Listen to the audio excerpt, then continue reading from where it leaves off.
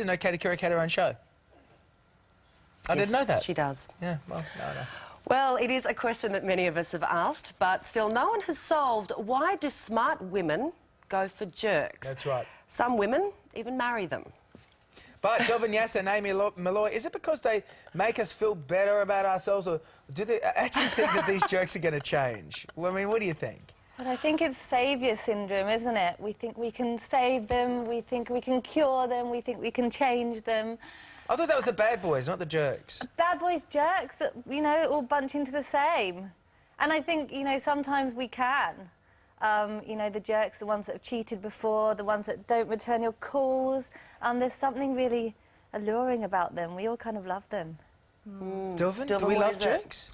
Do you know what it is? I think we just love a good fixer-upper. Yeah. So, you know that... DIY. You know about Yeah. this. Yes. So that Don't point at me with this topic on jerks. No, it's because you've got the Bunnings gene. Where I'm going with this is that, you know that feeling you get, that euphoric feeling when you go into a Bunnings on a Sunday That's morning? only for the sausage sizzle for me. Could be anything, could be sawdust, acrylics, I don't know. But we get that. When we see a real renovator's delight, we just think, oh, he is so awful, he treats me badly, but I can save him. And it's because we're nurturers, I think. And, you know, we just... My husband was a jerk. He'll be so happy for me to say that. Complete commitment phobe. Everyone warned me off him. Said, oh, my God, you know how many girls he's been with? I mean, and it only made me want him more. And, you know, now we're married, for now, anyway. Oh, my God. What's your husband's name? He's not a jerk anymore. What's his name? John. John. How did you convert John, him she then? doesn't mean it, John.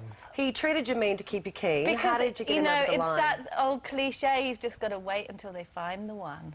And you were the one. I'm not Obviously, for now. I'm not convinced. You're not convinced? No. Your Ranger's not a jerk, he's just a nerd. He's lovely. No, he's a nice guy. Yeah. Carries handkerchiefs around. He's very cute. He carries handkerchiefs That's around. the sign of a good man. Yeah, so they ironed? Are they ironed in his pocket? Moving on.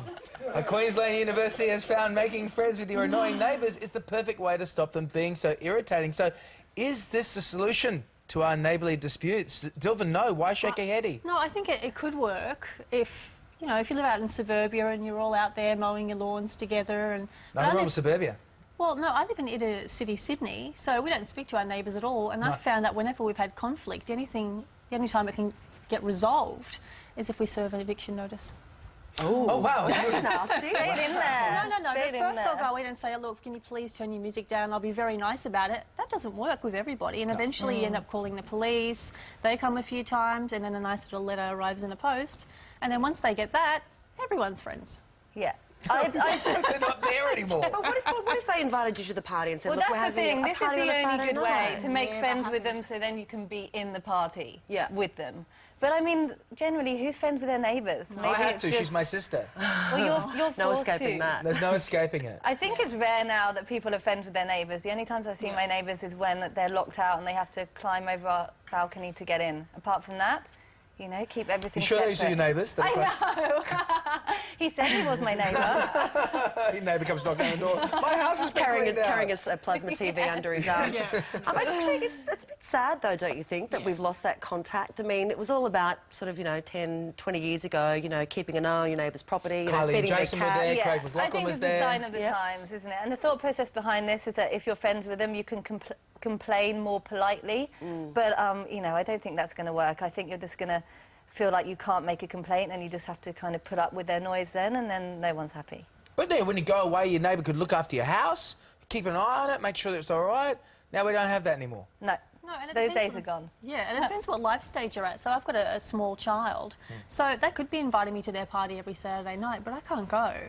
So, I mean, it's not You could go with your small But child. if they knew you, they'd be a lot more considerate, I think. And if they knew that you had a little one, I reckon. Yes, but the few times that I've actually gone up to say, look, you keep waking up my daughter up, would you mind please turning it down? Very friendly. My husband's even baked cakes for these people. Oh. Like, Oh, you know, he's too good. Yeah. He's very good. Yeah. But none of that worked, and, yeah. All right, Dilvin's ladies. neighbours, get your own sugar from now on. Yeah. Coming up, we've got all the best tips for looking picture perfect on your wedding day, ladies. There you go. Next time you come in with your wedding dresses. Thanks. Also ahead.